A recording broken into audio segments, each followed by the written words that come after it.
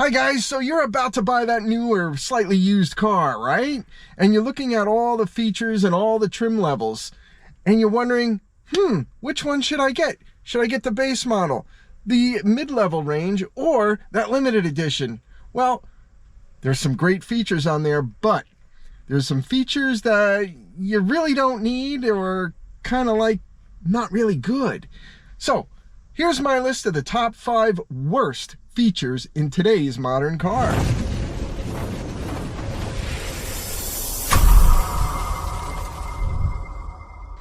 So before we go on, there are a few things you should know. This is my list. This is just for fun. It's a fun video. Everybody have a good time. Everybody's got their features that they really like and some that they don't like and some they don't even, honestly, they don't even know they have. But for me, we're going to start with the mid-range vehicle. I'm not going to go into those luxury, Mercedes, BMW types, because quite frankly, I'm really not that familiar with them. I've never owned one. And hey, if you can afford over $100,000 for a car, hell, it should be doing the laundry, the dishes, and making dinner for you. Another thing, this list will not contain any safety features. Whether you think they are, good or not is irrelevant, because some people feel more comfortable with these safety features, and if they can save a life, it's definitely worth it. These are features that the manufacturer puts into the vehicle, okay? Not dealer installed, so it's not going to include, stupid nitrogen-filled tires, which we should never pay for, wheel locks, paint protection, Scotch guard, none of that BS crap that the dealers want to put on and charge you an arm and a leg for. So why do manufacturers even put useless features in a car? Well, hey, look it. The car market is very competitive, extremely competitive. And if you can get a manufacturer to add just something a little bit more than the other one, or a little bit different than the other manufacturer to make them a little bit more unique, that's what they're going to do. Plus, it's an opportunity for them to add another $4, $5, $6, even $10,000 to the base model. And not all of these features are bad. Hey, I'm one of them. I don't necessarily like to buy just the base models. I want a little bit of, creature comfort. I want some accessories that I think I can use. For example, a sunroof, I'll use that. An enhanced radio system, I really like that. Leather seats, I like a heated steering wheel, heated and ventilated seats. So there are features that, hey, I'm going to use them all the time, and it makes me a better I feel a more comfortable driver. And hey, if you're in the car for your daily commute, or you're a salesman or a saleswoman and you're in your car all day, you want some comfort. You want to feel relaxed in your car. So if some of these features makes you feel better, hey, go for it. But these 5 are, in my opinion, are totally useless. Let's get to it. Number 5, navigation systems. That's right. Today's modern car doesn't need a navigation system. They all come with Apple CarPlay or Android Auto, and we've all got a cell phone. So we plug it in, or it's wireless, and we've got our favorite map, whether it's Google Maps or the Waze, whatever you like to use is easily displayed on your car's infotainment center. And quite frankly, Nissan, the manufacturer's navigation doesn't work quite well. No, trust me, Nissan. It's difficult to use. There's not many locations pre-programmed in there. It doesn't give you alternate routes for the most part, Nissan. And quite frankly, it doesn't give you the most relevant information at the time, and that's because we have to rely on the manufacturer to update the infotainment system and the navigation system, which could be anywhere from 6 months to a year. And we all know that Google Maps, the Waze, they are updated constantly. So navigation, totally useless in today's car. Number 4, rain sensing wipers. Really? We've got eyes, we can see. We have our hands on the wheel. Just reach out maybe 1 inch and hit the stalk. Turns on the wipers. Well, maybe it's a cool feature, but Hey, have you ever been out with rain sensing wipers and there's a little drip on your window and the wipers go boom, boom, boom? What are you doing?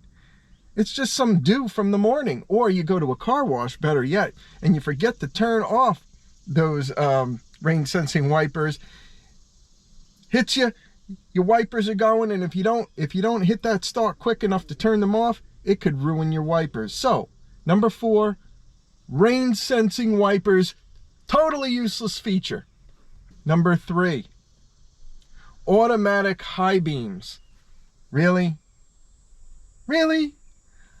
Of course, many cars have them now, but it's a useless feature. I have it. I'm sure many of you have it. And trust me, our eyes can see much farther than these sensors in the car. We can just, again, reach over to the stalk, push it in, pull it out, whatever, turn them on, turn them off. Easy squeezy. You don't need some sensor to tell you that a car is coming at you. If you need to rely on a sensor to see a headlight that's, 4 or 5 miles away, maybe you shouldn't be driving. Because, again, I can flip this switch much quicker than the sensor can pick up that light coming at me. So, number 3, automatic high beam detection, totally useless. Number 2, power folding mirrors. Now you may think, well, why power folding mirrors? Well, that's pretty good, right? No. That can be actually a detriment to your vehicle. I remember, about 5 years ago, there was a ring of people going around stealing Range Rovers. And what did they look for? They looked for the outside mirrors. If the outside mirrors were out, that means the car was unlocked.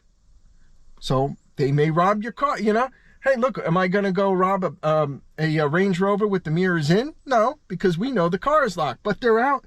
Let's go in there. Even if they don't steal the car, hell, maybe they go through your interior, they steal your wallet, or worse yet, they steal that anniversary present you just got for your wife that you were going to give her the next morning. And we know what happens with that, don't we? If we get into the house and not have a gift in hand for her. So, power folding mirrors, to me, that's actually a detriment, and you don't need it.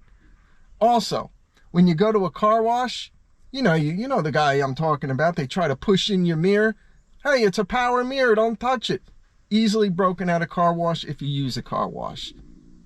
Before we get to the number 1 most useless feature in a vehicle, I want to give 2 honorable mentions. Now, you see these in a lot of higher end vehicles, but they are slowly coming down to these mid-level vehicles, and you will see them as a feature pretty soon.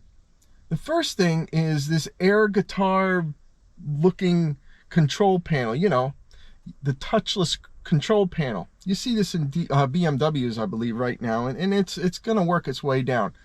So we all know we have voice controls, so we can say, BMW, turn up the radio. And it turns up the radio. Or you can just simply reach out and turn the knob, and the sound increases. Now what do they have? Oh, let's do the air guitar thing. We're just going to make a swirl in the air like that, and it's going to turn up the radio. I mean, come on. What's going on there? It's like, hey, Ralph, what are we going to do? How are we going to put more features in this car to charge these customers more money? Well, let's give them... let's give them the air guitar. They could turn up the radio, they could turn up the heat, and they don't have to touch the panel. Oh, yeah, that's a great idea. People will fall for that, won't they? No, they're not going to fall for that. Just have to reach another 2 inches and actually touch the button. Well, let's put it in there and see what happens anyway. And sure enough, it's in there. People pay for it. I don't know why. Useless. And honorable mention number 2. These illuminated logo displays that are displayed on the pavement when you unlock your door or open the door. You've seen them. They project down from the mirror or under the door.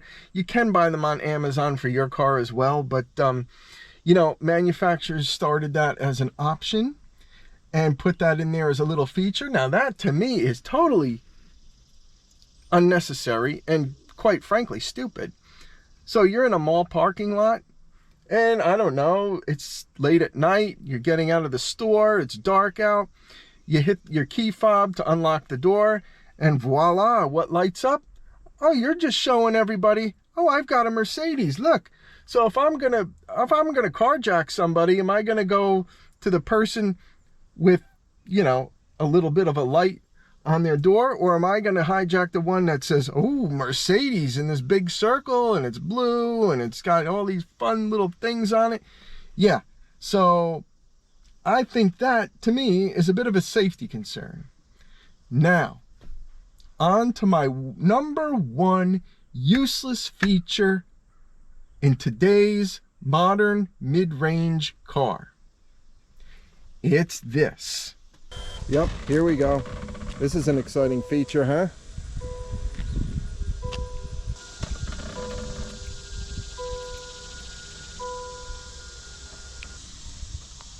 That's exciting.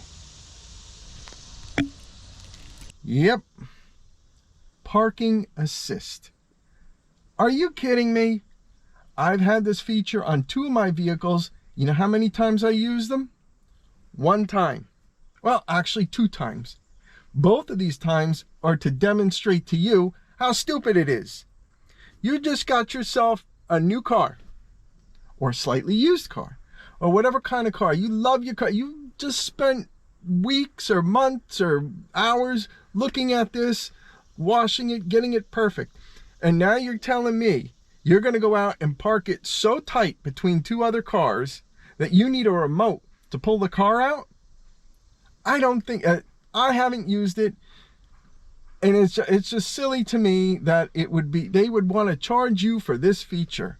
Well, that's all I have for you today, folks. I hope everyone enjoyed watching the video, and please let me know what you think. Again, these are my top 5 useless items that are in a car, but maybe you have your own, or maybe you can add some more.